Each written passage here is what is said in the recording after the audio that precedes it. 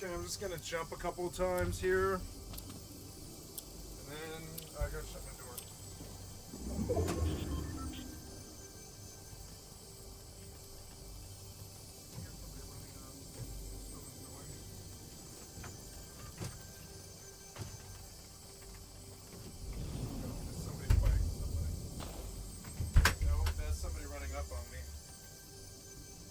That's somebody running up on me. I actually gotta fucking focus on it or whatever.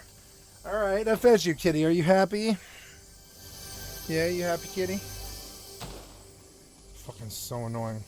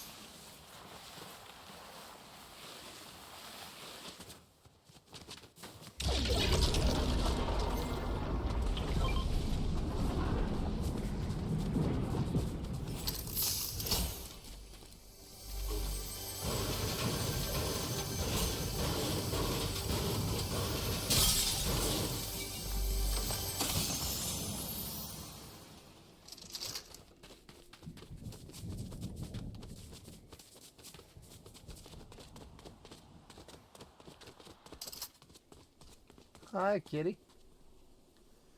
It's a good sissy.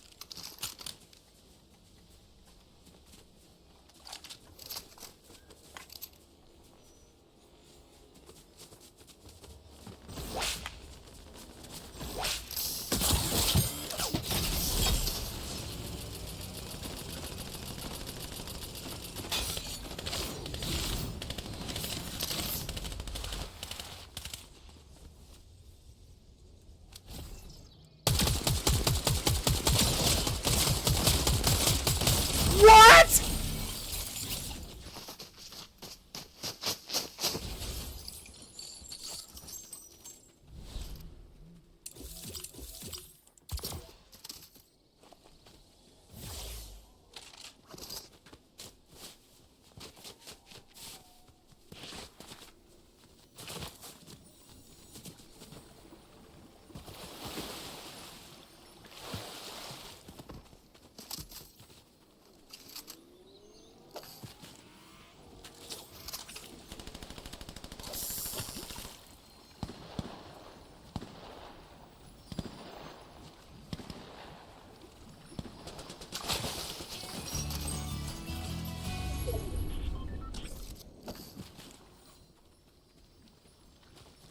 I only landed like a few hits, I guess. Even though I was just like aiming at her.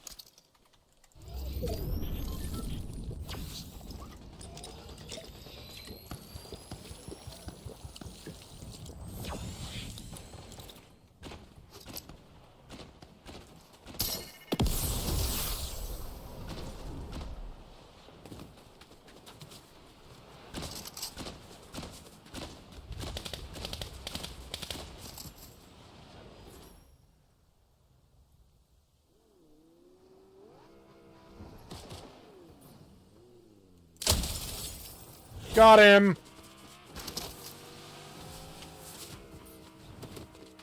I lost a crown. I gain a crown.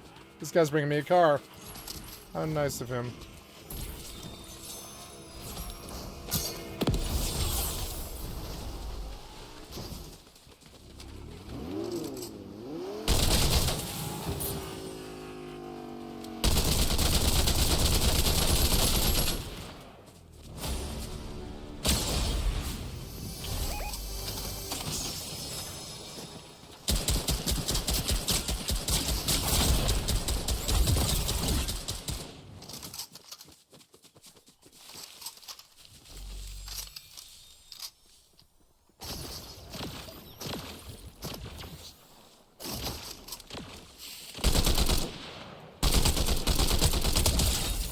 Another crown.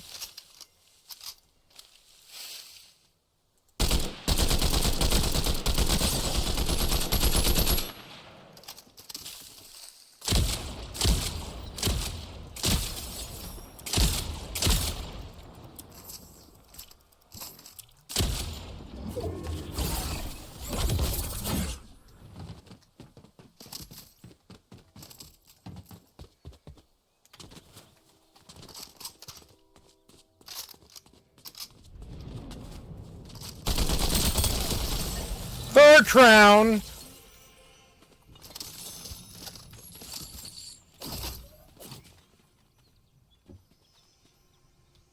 Three crowns in 5 minutes.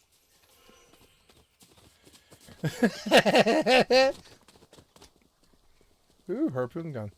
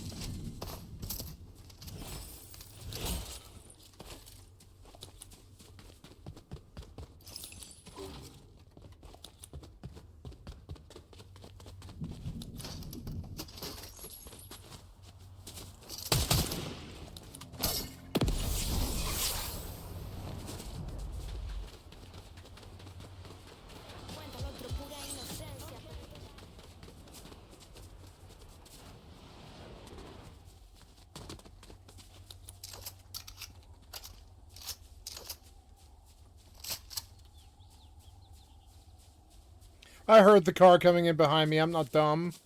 This guy doesn't want me to believe believe that he's there. There he is. See, he is there though. I'm like, that guy wants me to believe that he's not there, but he is. He absolutely is. Somebody else tangled with him, which is good. That's probably good for me. Probably slows him down a bit.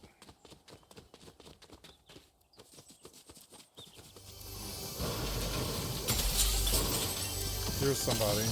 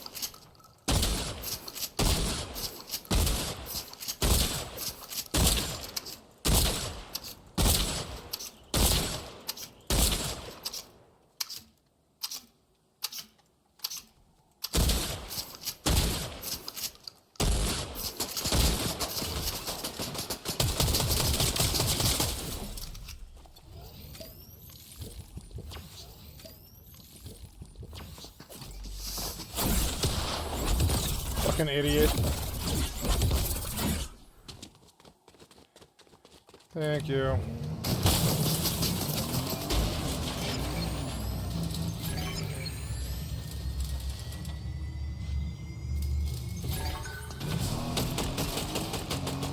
Fucking bitch.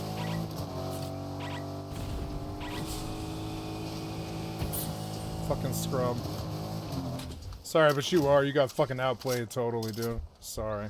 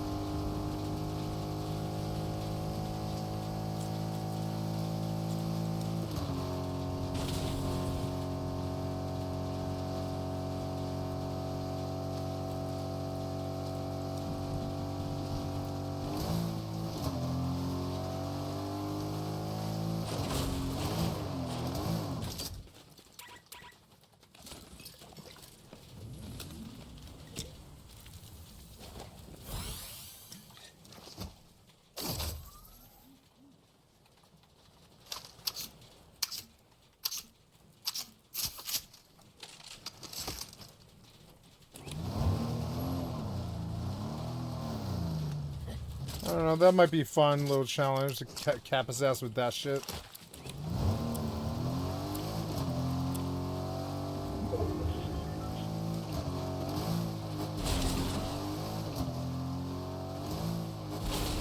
Fucking idiot. He's gonna let me completely refuel. Fucking idiot.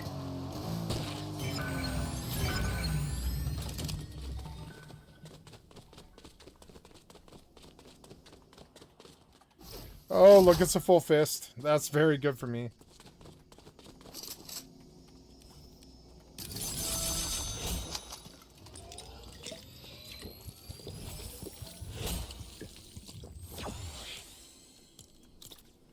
Ooh. I think I'll probably take that too, yeah. But we'll use this though.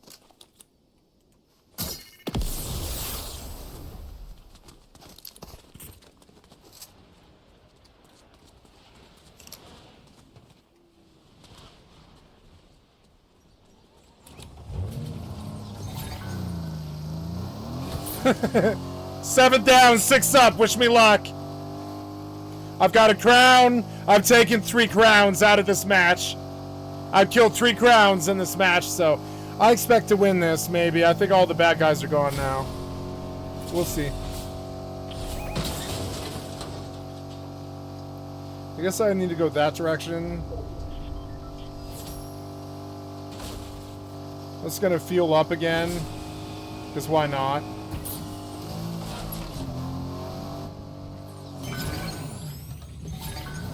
fill out.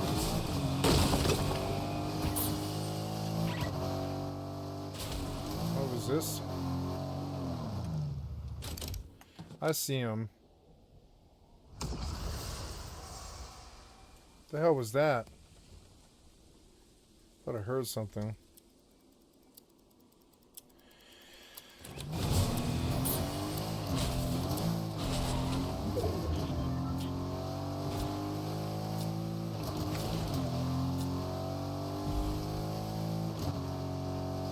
There's somebody. Really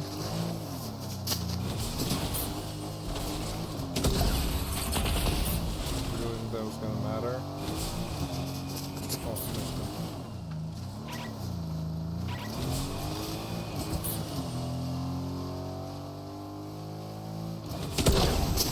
Oh my god.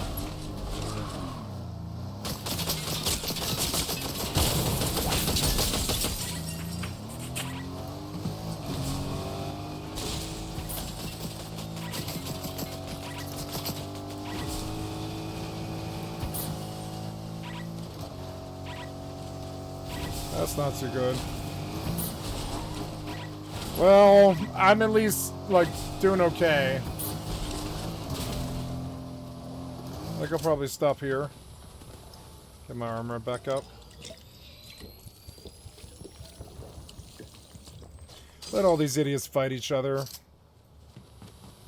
I don't really need to worry.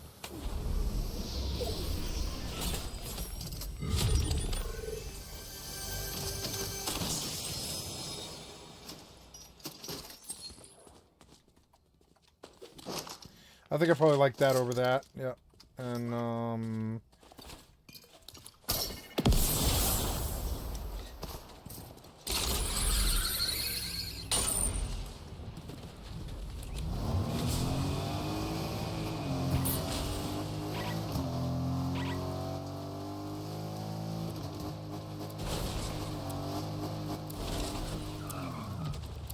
what was that?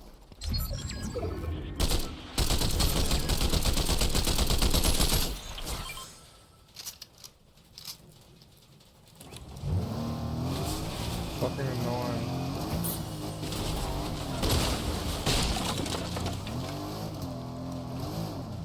That fucking guy.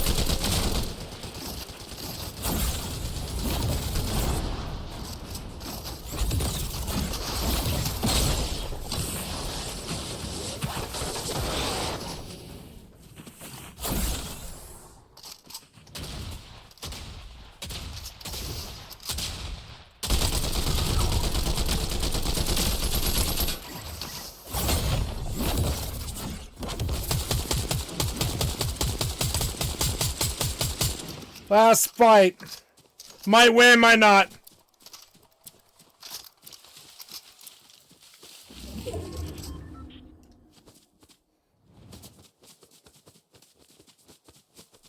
He's got cover now, which isn't too good. He might be full healing, but that's alright. Fucking dick. Hey, what was that? I thought I heard or saw something. No. Okay.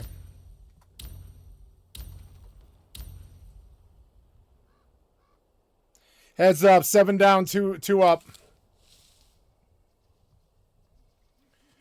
Show your face, bitch. Show your face.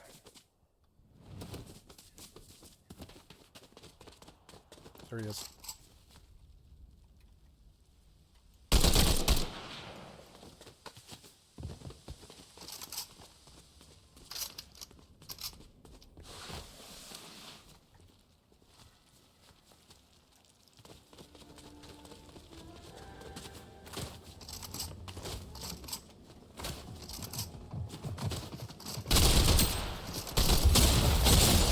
Oh, second place! What the fuck was that?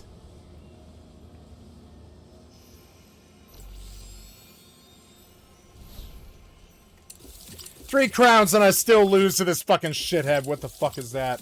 He gets to switch and press a gun once and I lose my entire 250 health. What the fuck is that piece of shit cocksucker brain dead developer? What the fuck's with that, man? I took 4 crowns and I lose to this asshole because he presses his trigger once. You suck dick piece of shit failure ass developer. Jurors, so long as they report inappropriate juror behavior to the court before a verdict is rendered, right? Like even the jurors like are held to that standard. Like, but most of them come out afterwards because they, you know, are up at night feeling guilty. Like I don't want to take the kid's crown from him. 2 people were before they came to the defense counsel. Reliance on these safeguards, the dissent says, to the exclusion of an evidentiary hearing is misguided. Voir dire cannot disclose whether a juror will choose to abuse drugs and alcohol during the trial, which I agree with. Moreover, the type of misconduct alleged here is not readily verifiable through Yeah, you can't tell jurors what to do. Like, that's not, I mean, that's not going to be okay. Usually copacetic, you know? jury testimony. I agree. What the jurors are doing, okay? Like in the bathroom with each other, they're around each other all the time, even like back at their hotel room, like how the court personnel aren't staring at them like this, like taking notes on everything they do. Like the point of it is that they're not doing that. What the fuck? The jurors were not supervised by courtroom personnel during the noon recess when they consumed alcoholic beverages and used drugs. Hardy reported that he and his 3 companions purposely avoided observation. Duh. They smoked weed and used cocaine first in a municipal parking garage and later down past the Hyatt Regency because it was away from everybody. So they like walked down past the hotel and shit. Finally, any reliance on observations of the court is particularly inappropriate on the facts of this case. The district court judge maintained that he had a view of the jury during trial and, quote, you might infer that if I had seen somebody sleeping, I would have done something about that. However, as the portions of the trial transcript quoted indicate, the judge had abdicated any responsibility for monitoring the jury. He stated, quote, I'm not going to take on that responsibility. I'm not going to sit here and watch. I'm not going to see. So basically the judge was like, it's not my problem. During the time, he was like, it's not my fucking problem. When they were like, oh, they're sleeping. He was like, well, what can you do? Finally, the dissent ends with, the court acknowledges that post-verdict investigation into juror misconduct would in some instances lead to the invalidation of verdicts reached after irresponsible, or improper jury behavior, but maintains that it is not at all clear that the jury system could survive such efforts to perfect it. Wow, I can't talk. Petitioners are not asking for a perfect jury, period. They are seeking to determine whether the jury that heard their case behaved in a manner consonant with the minimum requirements of the 6th Amendment. So, contradictory to the minimum requirements, okay? If we deny that... Yeah, I don't care if the juror's drunk, as long as it's not while they're at court. In this opportunity, the jury system may survive, but the constitutional guarantee on which it is based will become meaningless. I dissent. I had to kill 3 crowns that dotted that asshole because he pressed left click. Okay? What the fuck was that piece of shit developer? Okay? So the fuck was that? What was the aftermath of this? Okay, you would think like, oh, was it overturned? No. It's still to this dia, to this dizzy, good law, and what I read from you from 606B is very much the law. Let's hear more about it. Ever since there have been juries, there has been juror misconduct. Tanner was not the first, and it indeed was not the last. In a system without professional jurors, it is inevitable that some jurors will act unprofessionally on occasion. Varieties of juror misconduct run the gamut of human weakness, but common examples include jurors consulting non-fitting evidence, newspapers in particular, investigating crime scenes on their own, lying or otherwise misleading the court during voir dire in order to be placed on a jury, committing acts of violence or other forms of unacceptable coercion in the jury room, and consuming alcohol or drugs during the course of the trial. While most jurors serve without incident, the cases cited throughout many articles and many studies done on this issue make clear that serious juror misconduct does indeed occur. As we've addressed, in response to this, courts have adopted a variety of procedural protections to be used during the course of the trial, emphasis on during the course of the trial, to counter the threat of misconduct. For example, venture jurors... What? Come on, I hit him with a car and shot him with a shotgun twice! You fucking piece of shit! Cocksucker! Brain dead! Developer! Fuck you! Misconduct and paneling alternate jurors also allows courts to dismiss jurors who have committed misconduct without ordering a mistrial. However... What was this, man? I hit him with a car, shot him with a shotgun 3 times? What the fuck was that? The fuck was that? It's you sucking dick, piece of shit developer. Throw the entire epic fortune away. Well, you got a game store now. What do you care about Fortnite? Throw the epic fucking legacy away, you fucking piece of shit cocksucker. Fucking brain dead moron. Let's see, if I hit you with a car going 45 miles per hour, how much damage does that do to you, piece of shit cocksucker, brain dead cocksucker, fucking piece of shit cocksucker, brain dead developer? It's most of your fucking body structure. You're gonna have 15, 20 broken bones or something like that. I hit him with a car. I shot him twice with a shotgun. Sooner or later, the Terminator's gotta die in this piece of shit, cocksucker, brain dead developer scenario of yours. You fucking piece of shit, cocksucker, brain dead developer!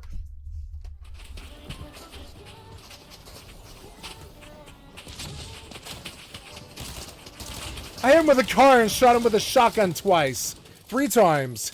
What the fuck is with that, man? You can't do math, piece of shit, cocksucker, brain dead developer? Can't do math on a car crash? Can't do math on a car crash. Here it is, 90 damage. You gave me 40. You wanna know why you suck so much dick, developer? Is because of stuff like that. I hit him for 90, you tell me I hit him for 40. That's why you suck dick, Epic. It's why you don't have any more money. It's why you won't be around much longer. Same as Blizz, same as fucking Zenimax, same as Square. All you piece of shit fucking idiots, live service assholes, and your fucking problems. We are concerned with misconduct uncovered only after court. Fuck was this? I did not take 3 crowns to get killed by a shotgun blast at full health. What the fuck was that? The fuck was that? What the fuck was that, piece of shit developer? What the fuck was that?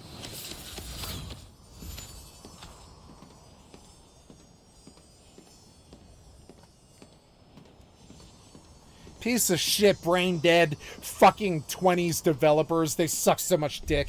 They're so fucking clueless. I'm fucking sick of being around them. Playing their products and paying them money. Fucking assholes.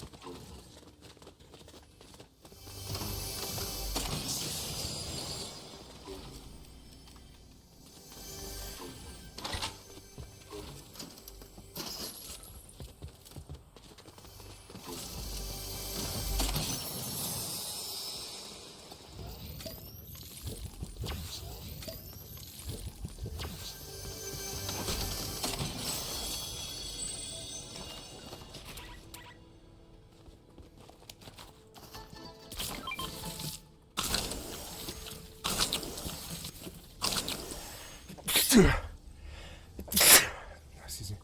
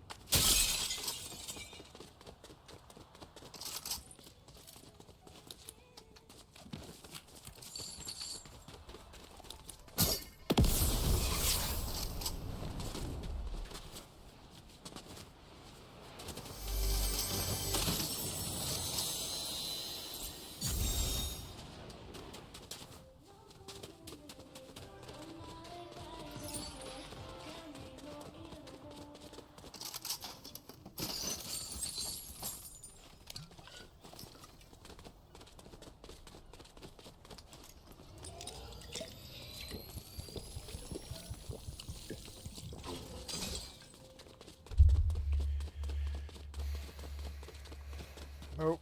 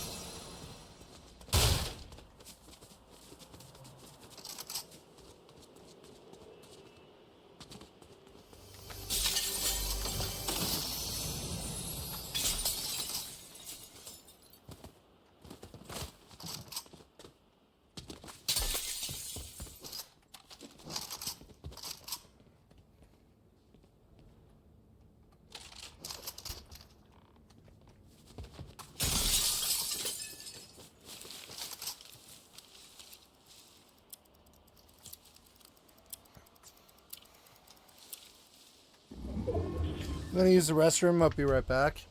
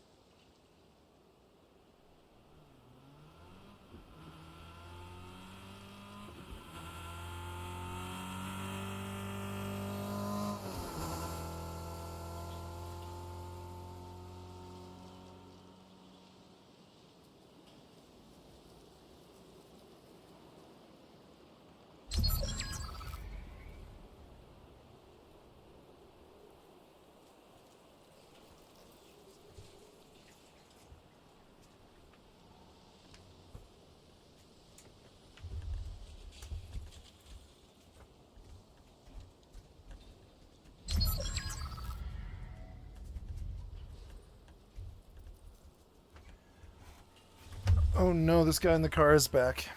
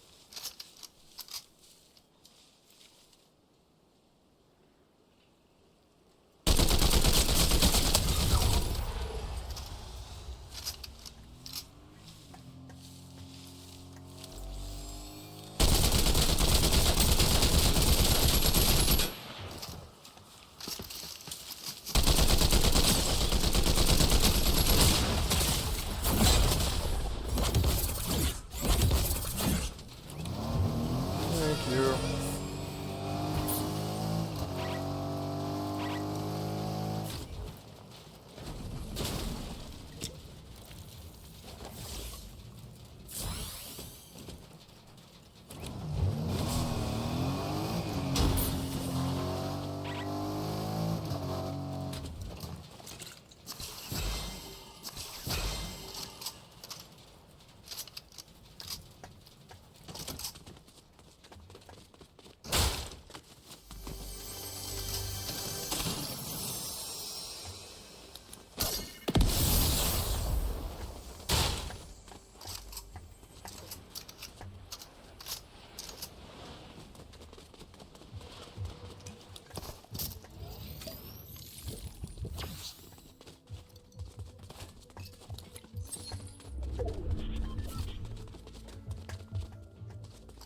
Seven down, two up.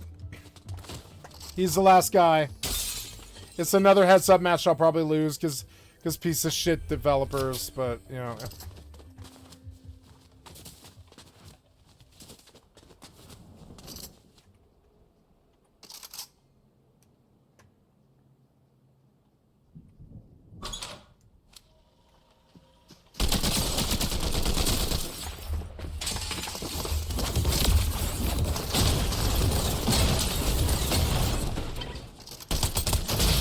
Oh yeah, got him!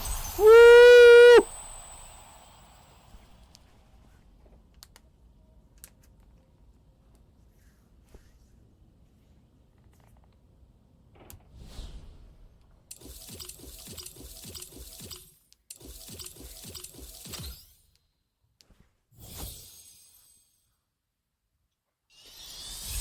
God, I love winning Fortnite. Her judgment, the verdict is done.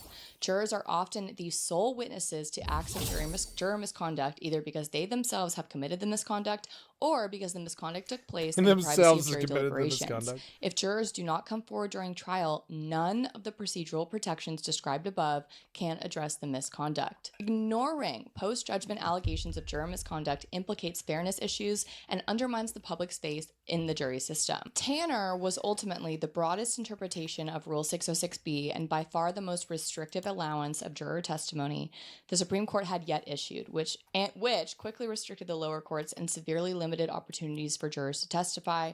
If alcohol and drugs were not considered outside influences, then what could possibly be considered an internal influence, okay? Despite the multitude of criticisms, concerns, and fallacies associated with the decision in Tanner, the Supreme Court recently assured its validity in their opinion of Werger versus Showers.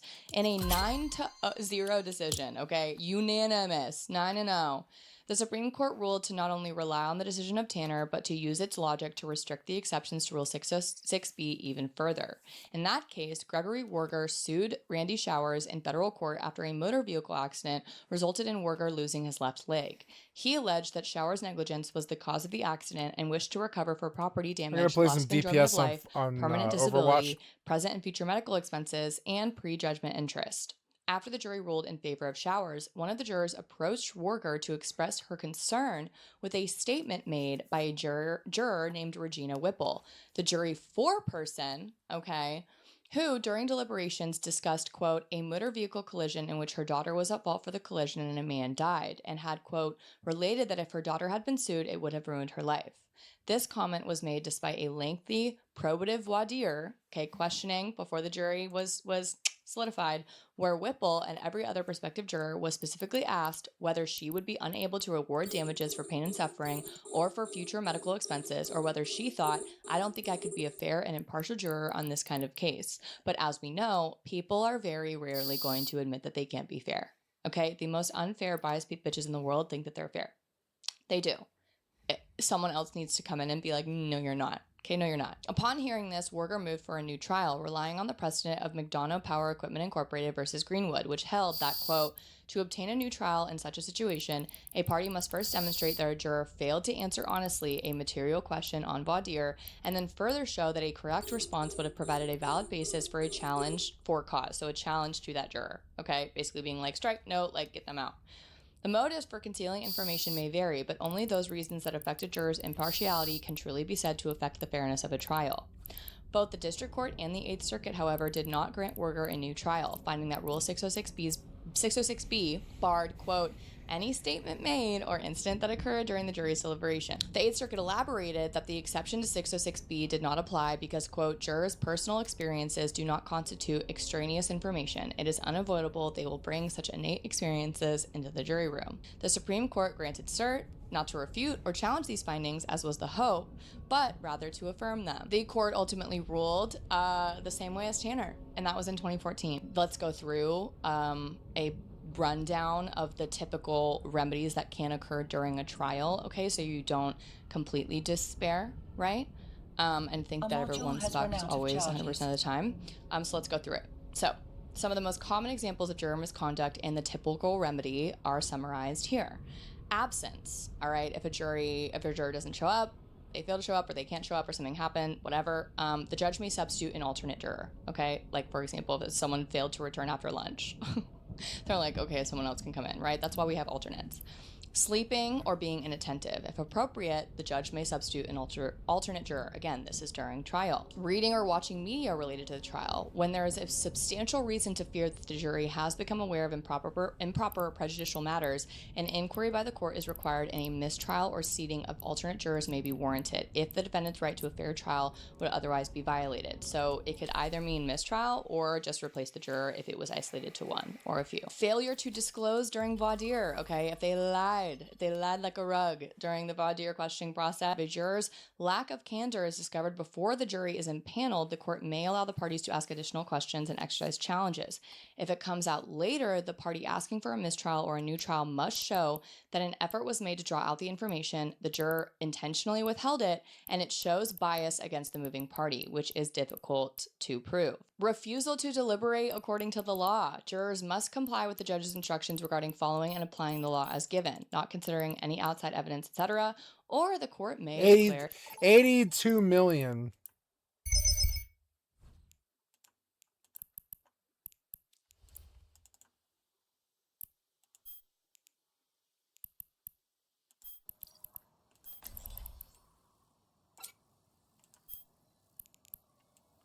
$50 million in tags.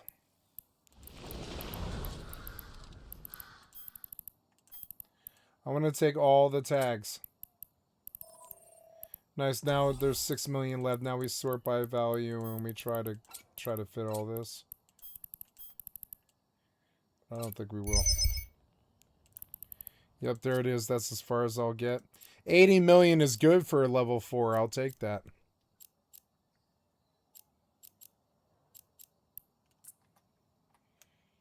Okay, I want to take probably soldier.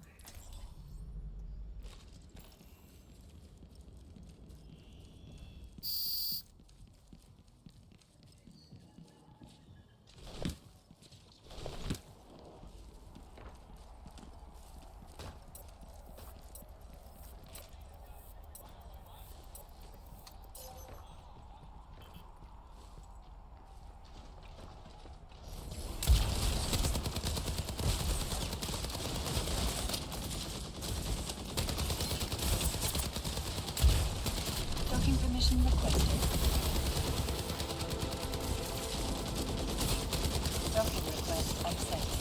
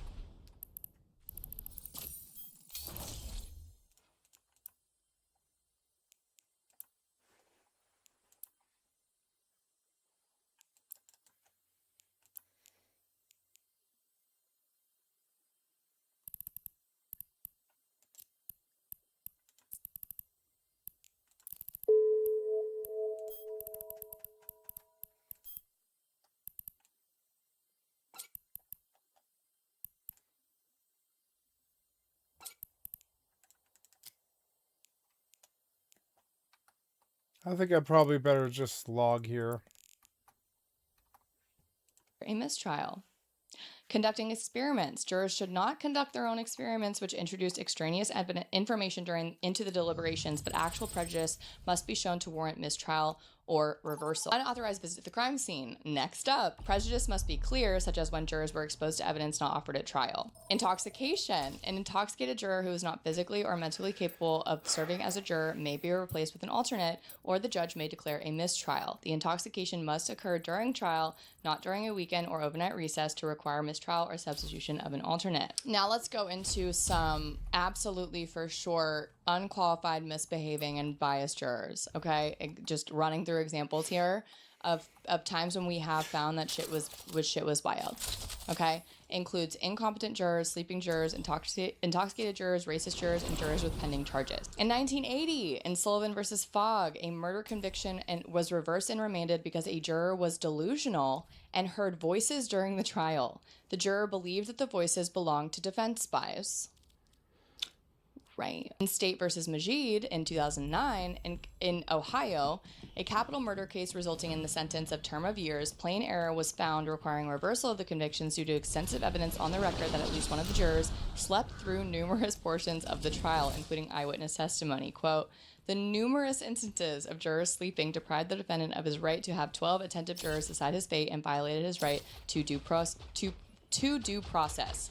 It was apparently in 5 separate instances during the trial, it was brought to the court's attention that a juror had been fully sleeping, like passed the fuck out.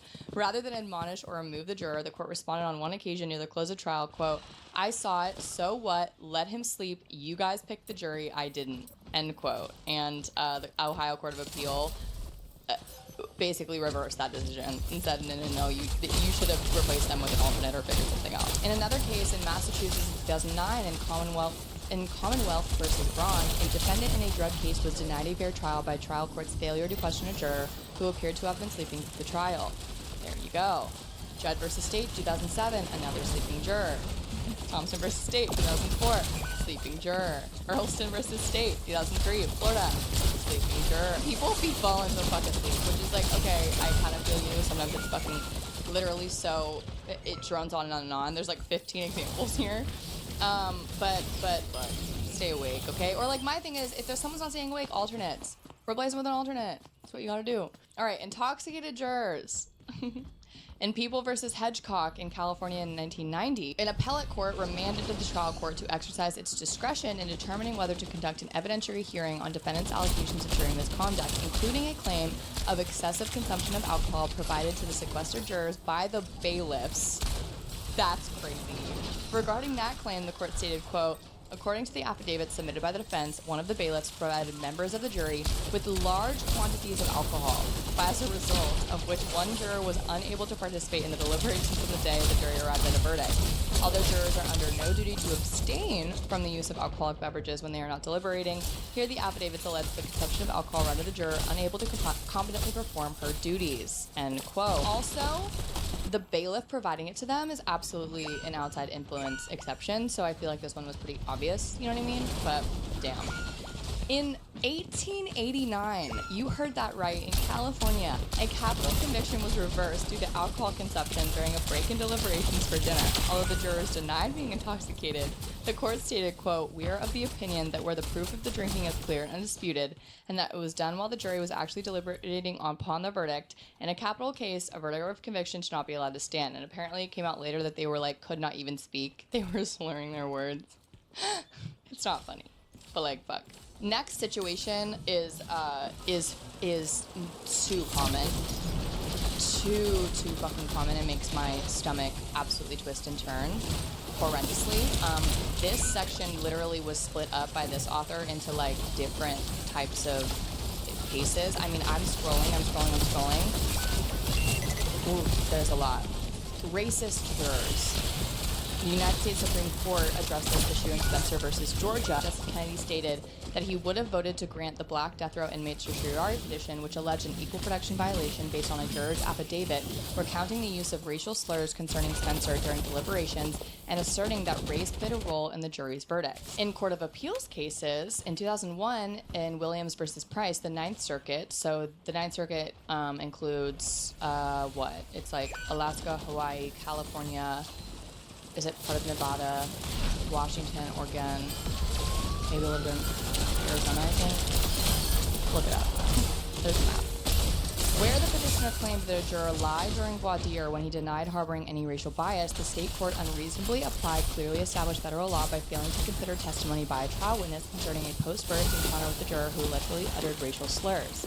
The case was remanded for an evidentiary hearing on the merits of the claim. In the Eighth Circuit in 1996, in United States versus Rouse, a new trial was ordered based on evidence of racial prejudice in the jury room. The court declared that racial prejudice in the jury room cannot and will not be tolerated or condoned. I agree with. Okay, fuck.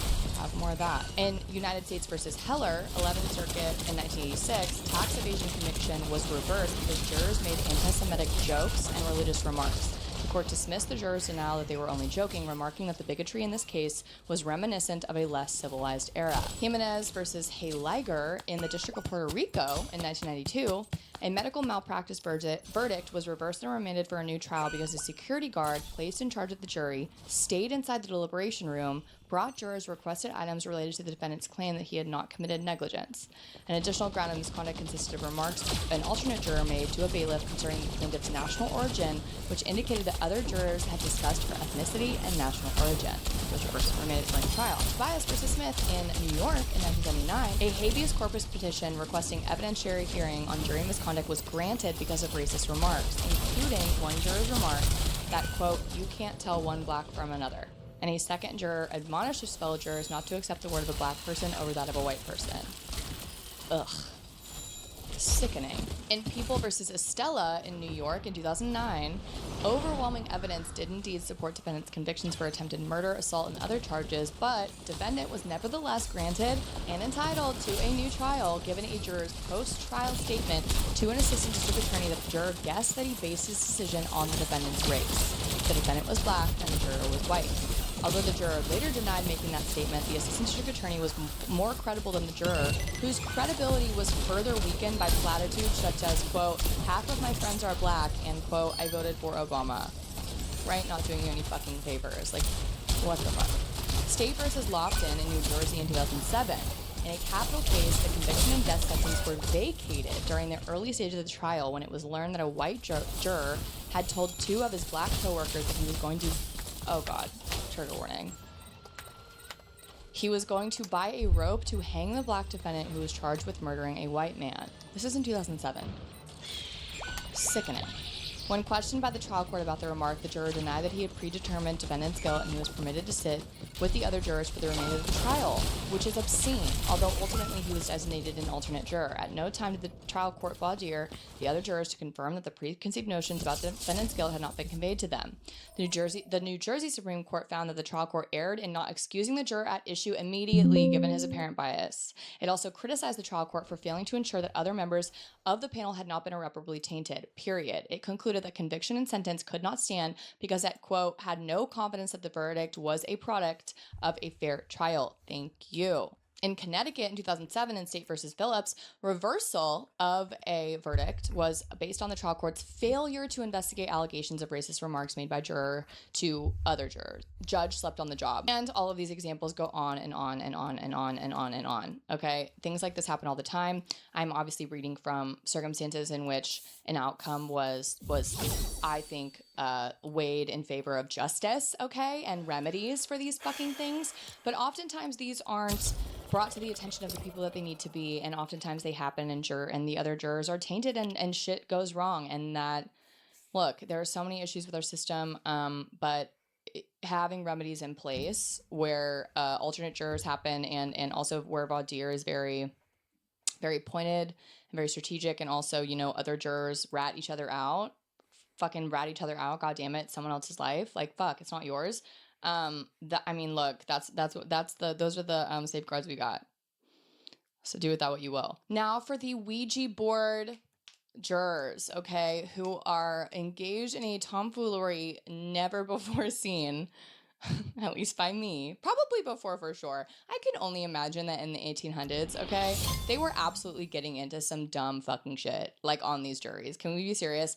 The fact that I only read from one case that was from what, like 1889, when they were all hammered drunk and they overturned the verdict. I mean, I'm sure they were like, let's pray about it.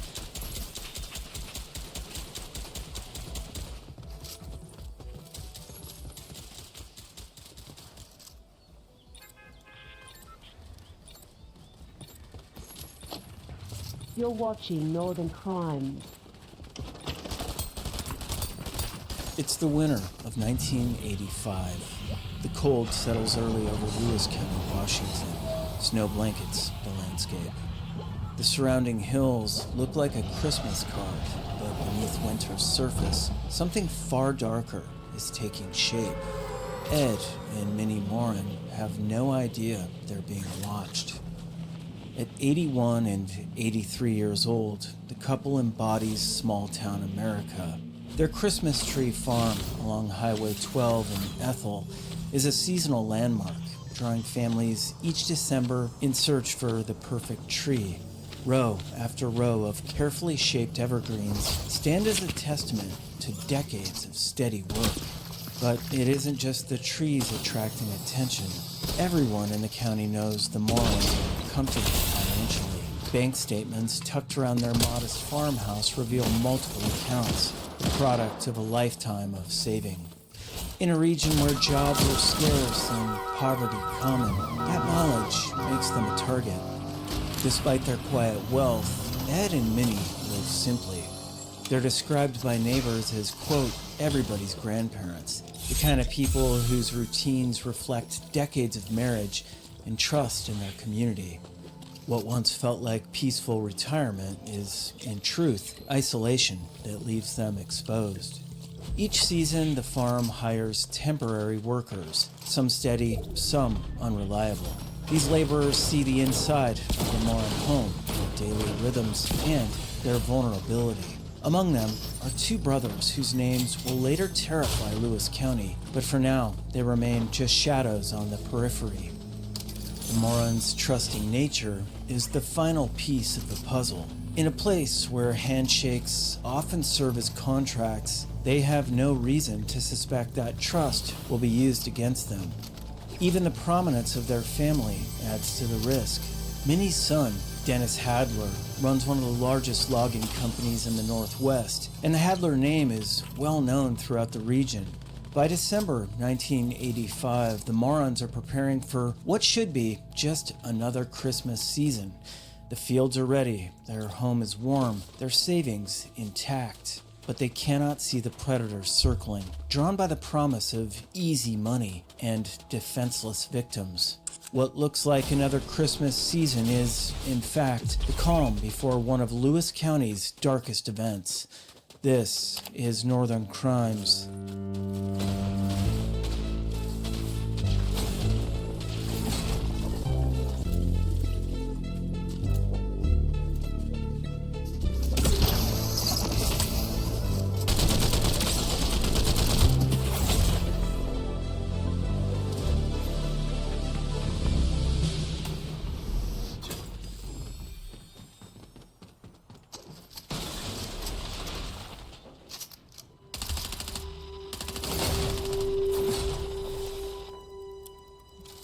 December 19th, 1985. The day begins cold and gray, with a bitter wind sweeping across the valley. For Ed and Minnie Morin, the morning follows a familiar rhythm, until two strangers force their way into the farmhouse and shatter that peace. The intruders ransack the home, scattering bank statements across the floor. Minnie's purse, which she never leaves behind, remains tucked behind the couch. A silent clue something is terribly wrong. What the attackers quickly discover is what many criminals don't realize. The Morons don't keep cash at home. Their money is in the bank, and this forces the intruders to improvise. Under duress, Ed Morin makes a calm but fateful call to his bank. Without revealing his terror, he requests a withdrawal of $8,500 in cash. It's an ordinary request delivered under extraordinary circumstances, and it will haunt investigators for decades. The crime now escalates. The attackers load Ed and Minnie into their own 1969 Chrysler Newport and drive them through Chehalis. The car is recognized by several locals who later provide key testimony. To witnesses, it looks as though Ed is at the wheel with Minnie beside him, but there's something unsettling about the scene, a shadowy presence in the back seat, watching. At the bank, Ed retrieves the money. A teller recalls his nervousness as he hurried back to the car, where she noticed another figure inside but couldn't see clearly. The withdrawal gives the attackers what they wanted, but it also creates a deadly problem: 2 witnesses who can identify them. The Chrysler heads out of Chehalis and into the labyrinth of logging roads that crisscross the county's forests. For Ed and Minnie, lifelong residents who know these roads well, dread must have set in. They likely understood with chilling clarity what awaited them in the wilderness ahead.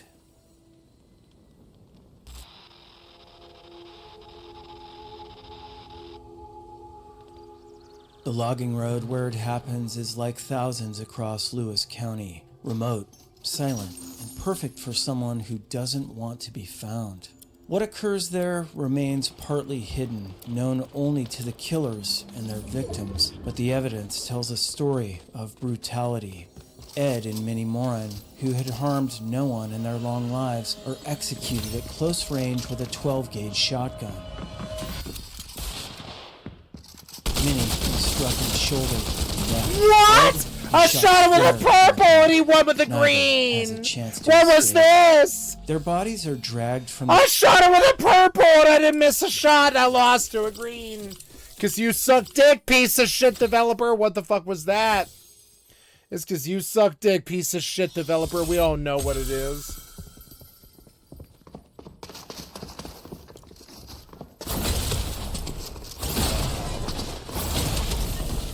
You suck dick, piece of shit developer. We all know what it is.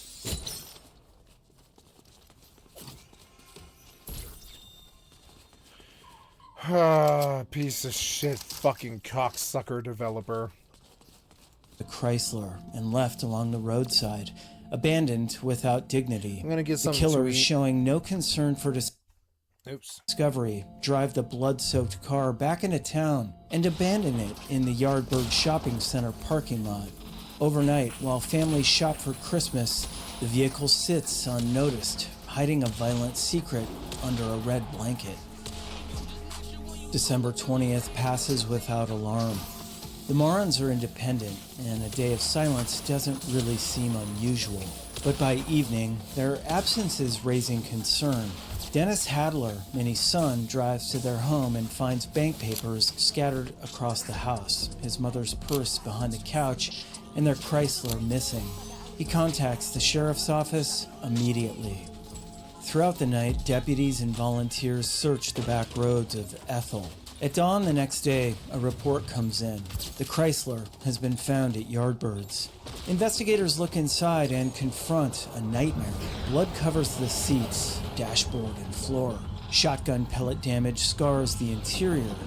Ed's familiar hat lies abandoned on the floorboard. The blanket across the front seat hides what is no longer there, the victims' bodies. The grim discovery transforms the search into a homicide investigation. For 3 days, volunteers and deputies scour the endless tangle of logging roads. The sheer volume of blood leaves little hope of survival. On December 24th, those fears are confirmed.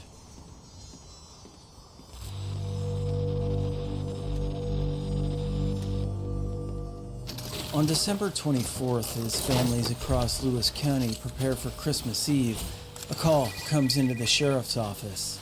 A man driving a logging road has spotted what he thinks is a discarded CPR dummy, but it isn't.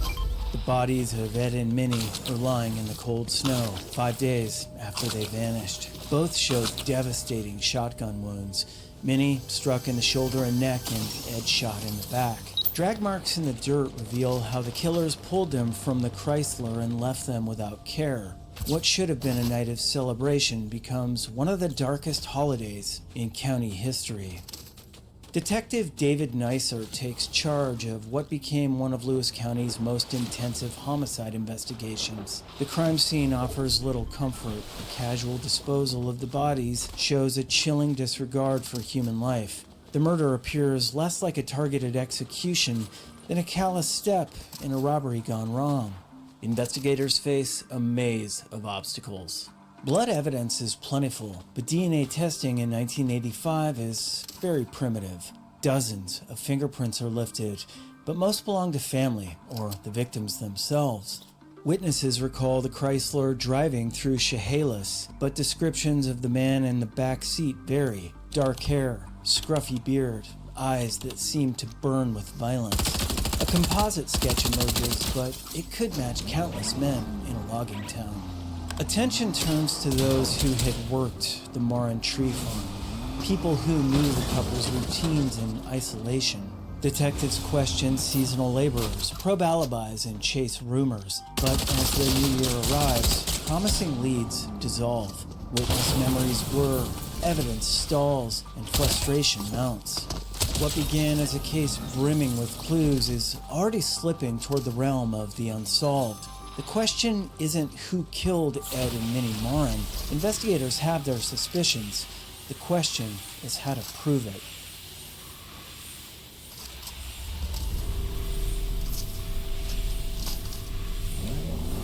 The late 1980s bring only silence. The Morin murder file swells with reports and interviews. No arrests. It becomes just another cold case that haunts investigators, one where suspicion outweighs proof. Yet, in Lewis County, whispers spread. In bars, logging camps, and around kitchen tables, the same names surface again and again.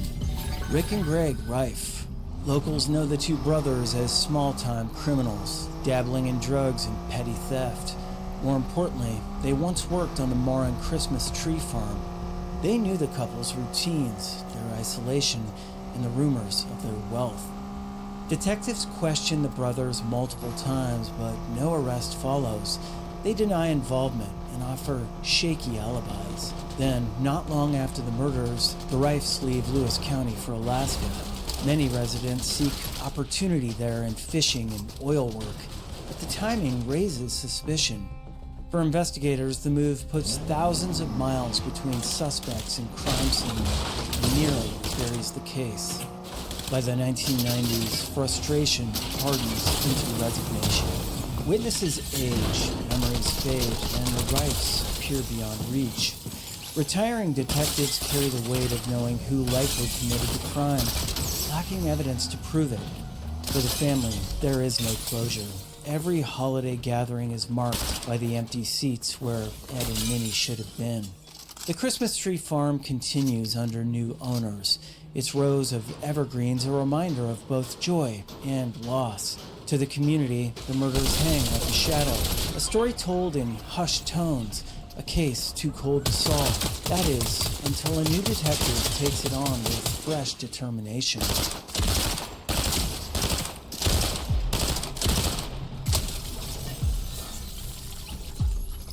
In 2005, Detective Bruce Kimsey inherits the Morin homicides. Determined to succeed where others failed, he immerses himself in the cold case, taking the files home to study at night until he knows them inside and out. What he discovers is that earlier investigators were limited not only by technology. Witness identifications had relied on grainy wallet-sized black and white photos. Kimsey tracks down the original color images, scans, and enlarges them. Suddenly, details leap into view that were invisible before. Armed with clearer photographs, Kimsey begins re-interviewing surviving witnesses. Many are elderly, but their memories lock on to the same two faces, Rick and Greg Reif. After 20 years, the identifications are steady and confident. And then comes the missing piece. Jake Shriver, 17 at the time of the murders, finally comes forward. He recalls riding with his mother along Highway 12 and recognizing Ed at the wheel of the Chrysler, Minnie beside him, and both Reif brothers in the back seat. He knew them personally. His certainty is absolute. Shriver admits he stayed silent for decades out of fear. Days after the murders, one of the Reifs warned him that if he spoke, he and his family would meet the same fate as the Morans. That threat haunted him for years until he could no longer carry it. His testimony changes everything. Combined with the witness identifications and the Reif's history with the Morans, the case now has the clarity it once lacked. But one problem remains. Greg Reif is dead, having passed away in Alaska only a month before the breakthrough. And that leaves only Rick Reif to face justice. With time running out and their suspect in failing health, investigators know that this is their last chance to close the case.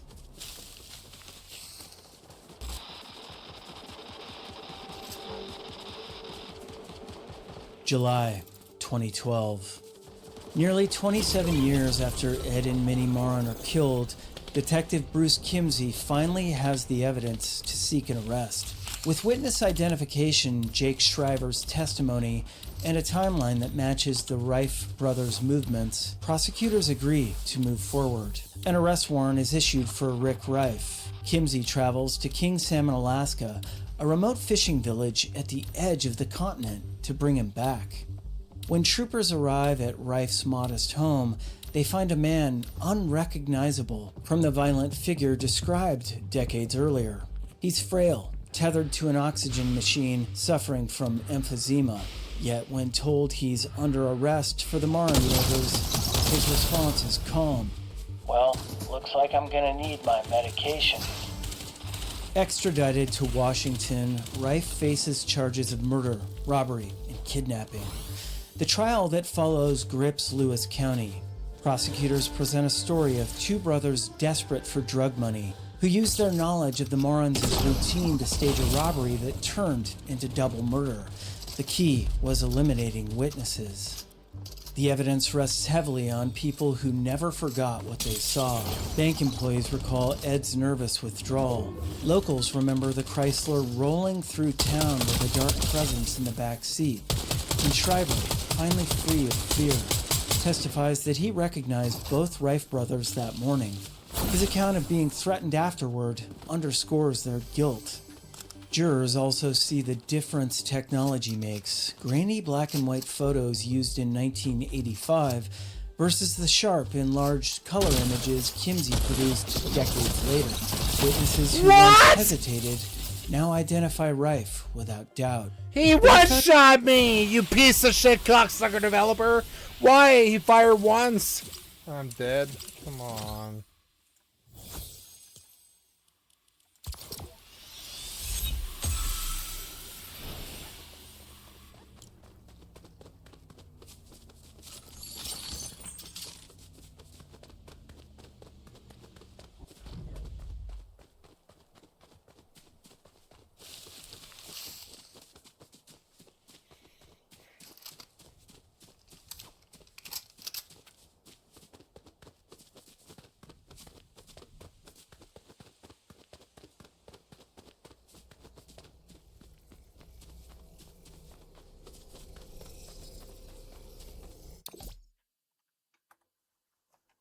Argues that memories fade and time distorts perception, but prosecutors counter that the consistency of accounts, the corroborating evidence, and the...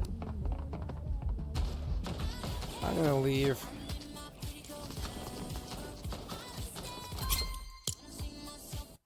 brothers' flights to Alaska form a clear pattern. BRB.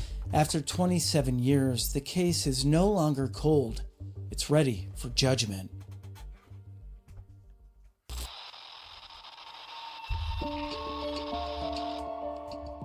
The courtroom is silent as the judge begins to read the jury's decision. Family members, neighbors, and law enforcement, many of whom have waited nearly 3 decades for this moment, sit frozen in their seats. Guilty of first-degree murder in the death of Ed Moran. Guilty in the death of Minnie Moran. Guilty of robbery. Guilty of kidnapping. One count after another, the verdict is clear. Rick Reif is responsible. Detective Kimsey, whose persistence revived the case, breaks down as the words echo through the courtroom. After 8 years of work and countless nights spent poring over files, he finally sees justice delivered for two people he never met but came to know intimately. He embraces the Morin family, tears mixed with relief. Reif, pale and tethered to his oxygen machine, shows little reaction. The man who once instilled fear into witnesses listens quietly, as though the verdict was long expected. During sentencing, relatives speak of the hollow years between 1985 and now. Birthdays, holidays, and gatherings darkened by absence and unanswered questions. Dennis Hadler recalls the anguish of discovering his parents were missing and the toll decades of uncertainty took on his family. Reif is given life in prison, and given his failing health, it is a de facto death sentence. The man who showed no mercy to Ed and Minnie will die behind bars. For Lewis County, the verdict represents more than punishment for one man. It affirms that persistence can overcome decades of silence, and that victims, even when gone for years, are never forgotten. Nearly 4 decades later, Ed and Minnie Morin are remembered not as victims, but as the hardworking, kind couple they were in life. Their Christmas tree farm brought joy to countless families, and their devotion to each other and their community remains their true legacy. Detective Kimsey's work proved that even cold cases can be solved with persistence and fresh perspective. For the people of Lewis County, the case is more than just a story of violence. It's a reminder of resilience, of a community that refused to forget, and the power of one detective's determination to honor 2 lives cut short. The evergreens of Lewis County continue to grow, witnesses to the passage of time. Their branches stand as living monuments to Ed and Minnie Morin, 2 lives stolen in winter, but never lost from memory. Hey, on that note, I'm wishing all of you, all my amazing subscribers, all my Patreon supporters, a wonderful Christmas. I can't tell you how much I appreciate everybody's support, and I will see you in the new year. Yeah, this was good.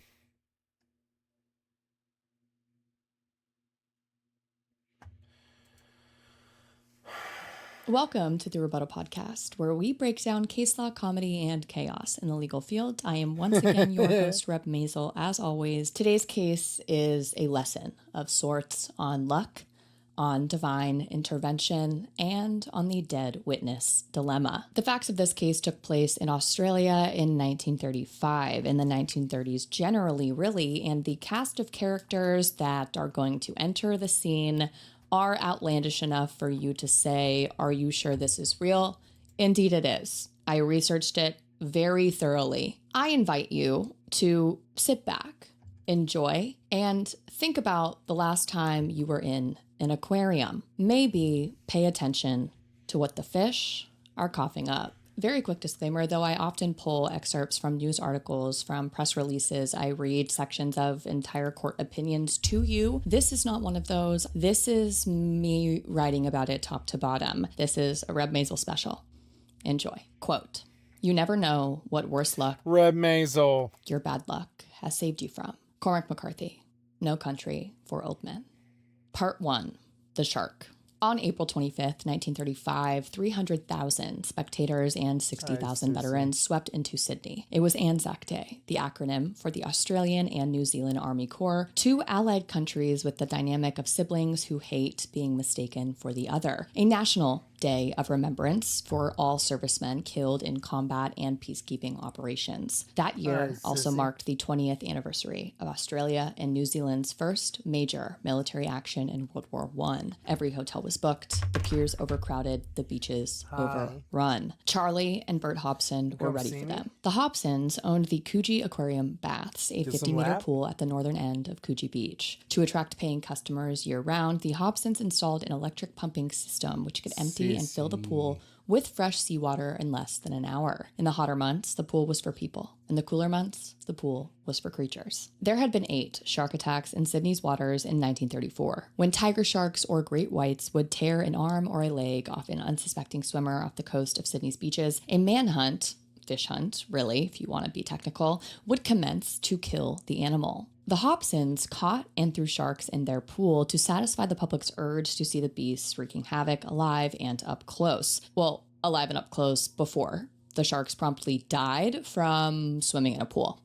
Naturally, SeaWorld, take notes. A week before the Anzac holiday weekend, Bert and his nephew struck gold. Just in time for the swarm of tourists, a large 14.5-foot tiger shark had stuck itself on the other end of their fishing line. The large shark had come across a smaller shark already stuck on the line and swallowed it whole. The stuck line stayed in the smaller shark, now eaten, which stayed inside the large shark, now also stuck. In all, it took 45 minutes for the Hobsons to maneuver the massive shark onto their boat and then into their pool, and the shark, now barely alive, sunk to the bottom. Revived with an oxygen pump, the shark half-heartedly bobbed around the pool and, for the most part, refused to eat any of the food thrown at it. Nevertheless, the Hobsons took out advertisements in the local paper announcing daily feeding times at 3:30 p.m. and 5:30 p.m. for, quote, the largest tiger shark ever in captivity. That is unconfirmed, but if the Hobsons say it, we're just going to roll with it. Despite this enticing draw, only a handful of people were watching the half-dead shark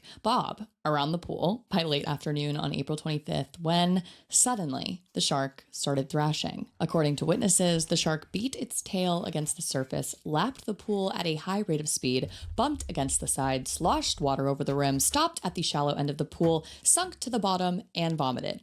In that order. The brown vomit contained a whole lot of things that smelled awfully bad. A rat, a bird, a shark fin, not from the shark it ate earlier, more parts of the smaller shark it definitely ate earlier, and for the grand finale, a severed human arm, cut off at the shoulder, tied with a rope around the wrist. The arm had been eaten by the smaller shark, who had caught itself on the Hobsons' fishing line, who had been swallowed whole by the larger shark, who had been caught by the Hobsons, who had survived long enough to get seasick in their pool, who had vomited up the somehow still intact arm in front of witnesses. Yeah. What was that about luck and divine intervention? Police were called, and the left arm was fished out. The coroner, a notable surgeon and local expert on shark wounds, was perplexed. Instead of torn flesh, indicative of shark bite marks, this arm had been cut off with a sharp instrument. Though not as cleanly as a surgeon would have done it, it was obvious the arm had been relieved of its torso by someone less fish and more human. Although he was unable to determine if the arm was removed while the person was dead or alive, the coroner was able to take photos of the intact bicep, which just so happened to have a perfectly preserved tattoo on it. Whoever murdered the owner of this arm had dismembered it and dumped it in the ocean, which in 1935 should have probably been enough to get away with it. The odds of a small shark eating the only body part with distinguishable markings in the pre-DNA era are slim. Other than the face, which even spending a few days in the ocean could also become very not identifiable extremely quickly. So honestly, throw that out as even a possibility. The odds of that shark then being eaten by a larger shark, who was then captured and displayed in a tank capable of making that larger shark nauseous enough to vomit it up, laughably silly. Sure. Murdering someone comes with a bit of bad karma. You get back from the world what you put into it, unfortunate as it may be to know that very evil people sometimes live comfortable and seemingly never-ending lives. See Henry Kissinger. But this many unforeseen natural causes tying together to ensure a run-of-the-mill murderer doesn't get away with it. Either this victim was blessed by some now very angry gods of fate, or the universe just decided this killer needed to be humbled in a very goofy-ass way. The third option would be chalking this up to freak coincidence, which is a lot more logical, but a lot less fun. So I'm going to go with one of the first two options. Thank you so much. But back to the logic. Descriptions of the tattoo were included on the front page of the Sunday paper. 2 boxers facing each other in blue outline with red boxing shorts. Keep in mind also, how many people had tattoos back then? Was it as prevalent as it is now? I don't think so. After glancing at photos of the tattoo, Edward Smith went down to the police station. It was, in his words, quote, undoubtedly my brother's arm. Part 2, the boxer. Jim Smith was a 45-year-old English-born amateur boxer who couldn't fight well enough to be paid to do it. One of his former bosses, a bar owner, described him as, quote, a man with seemingly not an enemy in the world. The newspapers ran this description for months, not realizing his boss was either a bald-faced liar or had only spoken to the guy a handful of times. Smith had been hanging around seedy, quick cash schemers for years at that point. To say he couldn't have gathered a few foes through the several criminal enterprises he was involved in is hilarious. You might say, hey Reb, some people don't speak ill of the dead. Well, start speaking honest of them.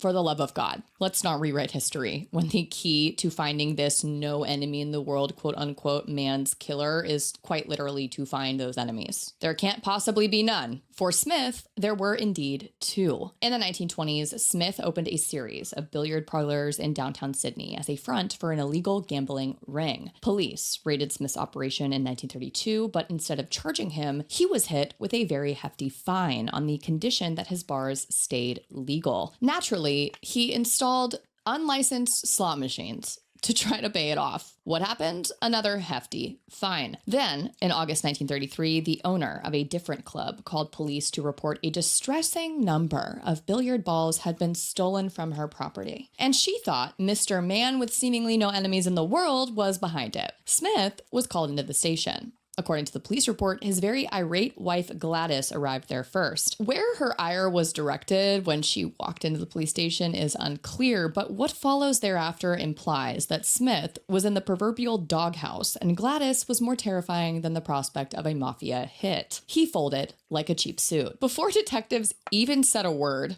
wife next to him, Smith made an offer. He would start informing them on one of the, quote, best smuggling cases in Sydney if they just let him return the balls and be done with it. They agreed. And that is how Jim Smith became a police informant on gang smugglers over billiard balls. But not just any smugglers. One of the most dangerous criminals in Sydney in the 1930s. Eddie Wayman, a leader in the city's criminal underworld and notorious for taking out hits on anyone interfering with his enterprise, was arrested during a foiled bank robbery based on information Smith fed to the police. All things considered, snitching on Wayman and then blowing your cover shortly thereafter would be very stupid. But since Jim's arm did indeed end up in a cloud of shark vomit, you can guess where this is going. As an aside, because again, my research really went in all different places and directions that I wish I could go back from. One place it went that I will give to you now, show you now, is the Australian slang term for police informant is fizz gig, F-I-Z-G-I-G. Fizz is a noun and fizzing is a verb. For short, you are a fizz. If you are informing on someone, if you are a police informant, you're a fizz, a fizzle, a fizz gig. This is a grammatically correct sentence. The fizz is fizzing on my cousin Brandon. Edward Snowden, one of the most famous whistleblowers of our time, is a fizz gig for fizzing on the NSA. Deeply unserious use of the English language, in my opinion. Deeply, thoroughly, silliest bone in your body was used to create these words. In the 1500s, quote, F-I-S-G-I-G, fizzgig, was a derogatory label for a flirtatious, gossiping woman, specifically frivolous or flirtatious girl. Apparently, men had never been shameless gossips on a level to earn their own slur for it. I say with complete sarcasm. They had been, they are, they will continue to be, but historically, men engaging in gossip is described as talking or sharing information or delivering news. Women doing the same are apparently fizzgigs. Is she a frivolous gossip or simply a woman speaking? In society, there wasn't a difference. Misogyny is everywhere, including in our slang. Before the billiard ball stealing incident, Smith had been helping a man, and this is his name, Reginald William Lloyd Holmes. A name either destined for British royalty or Australian mob ties, there's truly no in between. And a Patrick Francis Brady smuggle cocaine, cigarettes, and other contraband into Sydney and commit the occasional insurance fraud just as a treat. Holmes ran a successful shipbuilding business in Lavender Bay, and Brady was a convicted forger. Brady would forge checks signed by Holmes's wealthy clients for him and Smith to cash. After the trio were connected to the suspicious sinking of an overinsured pleasure yacht called the Pathfinder in 1934, the police started sniffing around. Now, the Pathfinder sinking, all right, was its own Wikipedia page. That has its own Like, it was newsworthy standing alone. This trio, which included our murder victim, Arm and a smaller shark and a bigger shark and an aquarium and puke. I just don't understand how they had the time to be involved in so much tomfoolery. This is not believable. Sensing their cushy, drug-pushing occasional fraud, if we're in the mood business, might be up, Smith began blackmailing Holmes. Mid-blackmail, Smith let it slip that he'd been feeding police information on local forgery schemes. Smith was an informant. Holmes spread the word. Part 3. Shark 1, Bullet 1, Gangsters 0.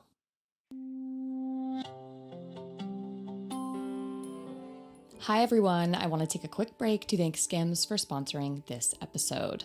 Bras and underwear are something I do not want to be reminded that I am wearing. At work, during the day, and when I wind down at night, I want them to feel like nothing is there. The Fits Everybody collection from Skims is so soft, it does just that. My favorite pieces for work under my suits, for example, are the high-waisted thong and the scoop bralette. They mold to my body like shapewear without cutting into my skin. I can wear them all day without constantly readjusting, and I also reach for them on the weekends when I want to lounge around in a t-shirt and sweats. The Fits Everybody collection is seamless, cozy, and a perfect addition to your wardrobe. Shop Skims Fits Everybody collection at skims.com. After you place your order, be sure to let them know Rebuttal Podcast sent you. Select podcast in the survey and be sure to select Rebuttal Pod in the drop-down menu that follows. You won't regret it. Now back to Rebuttal.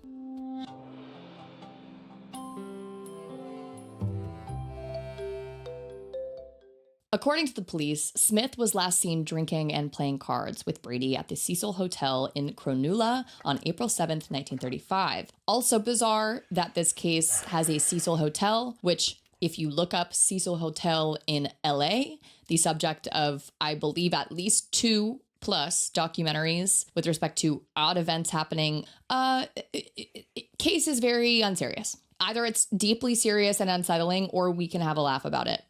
Pick your poison. This is what we know. According to the police, Smith was last seen drinking and playing cards with Brady at the Cecil Hotel in Cronulla on April 7th, 1935. Brady had rented a cottage nearby. After he left, the owner discovered a trunk and a mattress had been replaced and the walls scrubbed clean. The next day, Brady showed up at a taxi driver's home asking for a ride to Sydney. Disheveled and terrified, he kept one hand in his coat pocket the entire ride. Every few minutes, the taxi driver told police Brady would look through the back rear window as if expecting to be followed.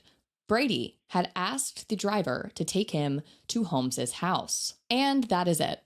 Without the rest of a body or a confession, a jury would be hard-pressed to convict on just these facts. So the police pressed harder. They arrested Brady on murder charges and aggressively interrogated him and Holmes for several days. Back then, you could arrest and confine someone for several days. You didn't really need probable cause or an arrest warrant or charges to be brought. You could just kind of confine somebody until they confess. It's kind of why the Fifth Amendment exists. Holmes, however, denied ever knowing Brady, which is a bit of a stretch. If you're going to lie about committing murder, at least have a few truths in there, okay? I'd literally never met the guy.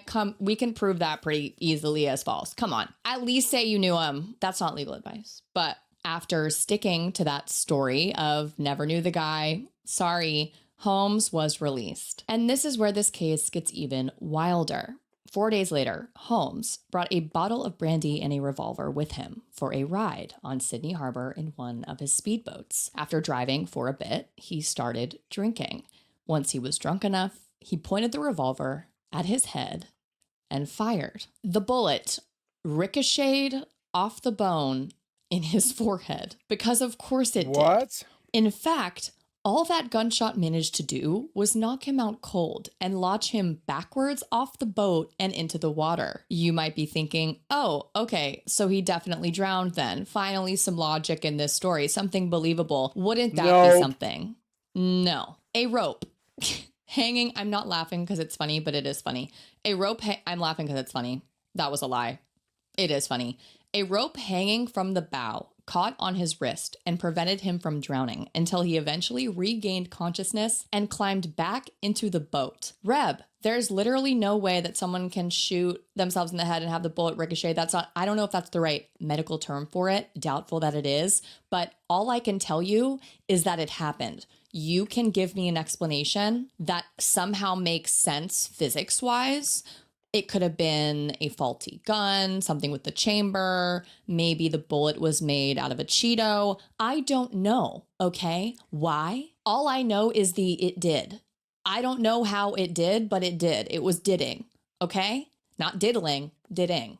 No pedophiles in this case that we know of. A change of pace, if you've been watching any political news lately. And maybe it's a lie. Maybe everyone who researched this case, who wrote about this case back then and later, years later, after they, talked to some people who were involved and were like, hey, what happened there? Maybe everyone all colluded to say this would be some funny bullshit to have people almost 100 years from now be laughing about or guffawing at on a podcast. I'm sure that was the goal. So obviously what we can take from that incident and also the existence of this case as a whole, arm and smaller shark and bigger shark and aquarium and puke, is that Jim Smith's ancestors were working triple overtime. You are telling me that one of the suspected accomplices to his murder survived a point-blank gunshot to the head, to the skull, to the noggin. At that point, if I am the murderer, I am turning myself in.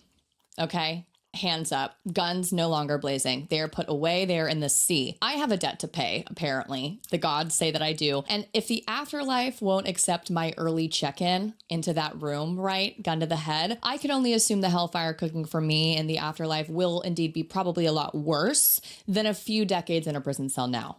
Here and now, because whatever spirits are working in Jim Smith's favor are in that afterlife, presumably. Okay. With respect to whatever you believe, I'm not trying to get religious here, spiritual here, but I am indeed trying to get funny, because what the fuck else is going on? Coincidences, coanky dankies cannot possibly add up to all of this. They can. Maybe the spirits will call it even after he goes to prison. Stay optimistic, Reginald. Listen. Suicide isn't funny. Attempts aren't funny. People survive suicide attempts all the time, and it's not funny. But can you please put all of that aside for just 1 second to let me do my bit? Thank you. Jokes not aside, the mortification alone from this horribly embarrassing suicide attempt would have had me drive that boat to anywhere but their city. That is the last anyone in Sydney would have seen of me, I can tell you that much. No chance I am being forced to boat back home on a suicide attempt walk of shame to let everyone know that, yeah, I'm actually invincible, turns out, but not really in a helpful way. The coincidences were adding up on Reginald's conscience, and he just wanted this shit to be over with. So in any event, Reginald Holmes did indeed go straight from his speedboat to the police station to get a few things off his chest. He told the police Brady had murdered Smith, dismembered his body, and dumped the parts in Chattanooga Bay. For Australian gangsters at the time, this unceremonious burial was called the, quote, Sydney Goodbye, which is chef's kiss on verbiage, on great use of the English language. Loving that. So you love that bodies were dumped in the... This podcast is not for you. 500 pounds in 1935 would be 46,157-ish pounds today, which is about $62,339 in 2026. So it's a hefty amount of cash to be extorting people out of. If he didn't pay, Brady vowed to set Holmes up as the murderer. With that, police finally had the testimony to back up a murder conviction, but unfortunately, this is a very stupid case. A hitman blew up those plans.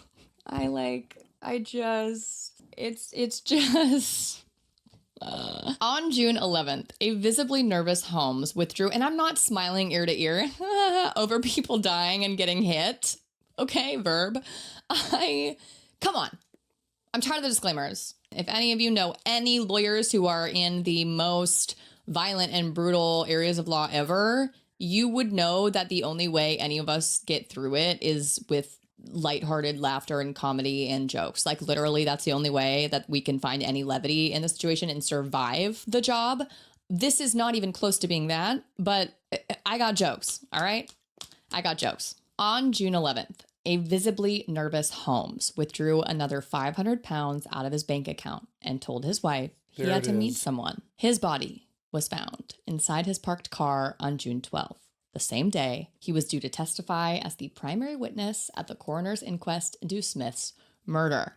He was not given police protection, nor did police get a written statement from him to memorialize his version of the events, which is super convenient. And listen, police incompetence, the same back then as it is today, you know? This kind of dumb, oops, forgot. Again, this is the shark arm case. Of course they didn't get his written statement. Of course he was killed by a hitman. Of course the little shark, bigger shark, aquarium, vomit, cloud, you get it. Though many suspected Holmes hired a hitman to test if his heart was as bulletproof as his skull, it was unlikely. Though the crime scene was staged to look like a suicide, forensic investigators ruled his death a homicide. His murder, to this day, remains unsolved. Without Holmes's testimony, the Wow, they never solved this, huh?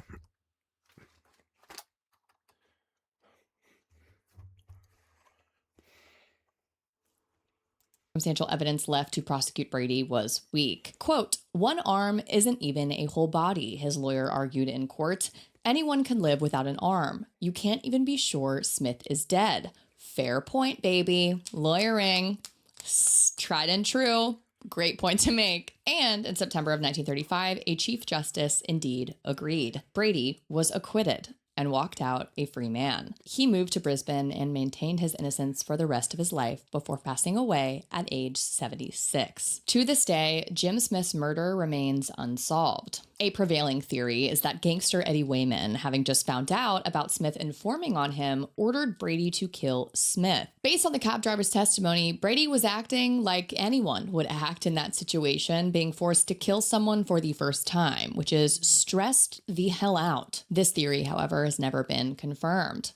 In a final report, detectives on the case wrote that, in their opinion, Brady would have been convicted had Holmes lived to testify against him. So goes the tale of how the unluckiest murderer imaginable was saved by a series of unfortunate, for everyone else, events just a few short months after a tattooed arm whooshed out of a tiger shark's mouth and shone a very bright light on a very dark deed. Whether it was Brady or another man responsible for Jim Smith's murder, or a one-armed Smith who left his tattoo in the harbor and took his secrets far from Sydney waters, the tomfoolery of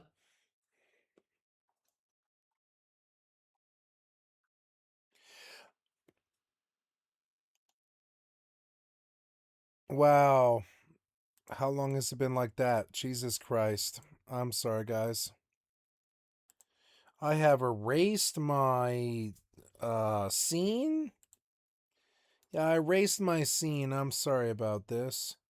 Some kind of software developer thing.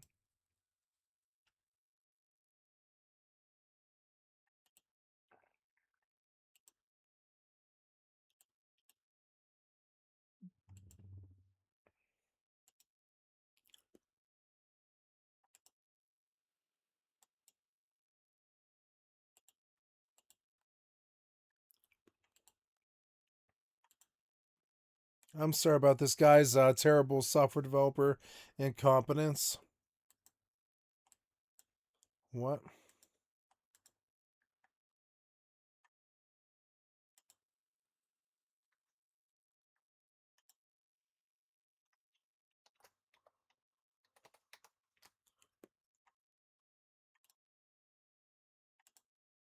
I'm sorry about this.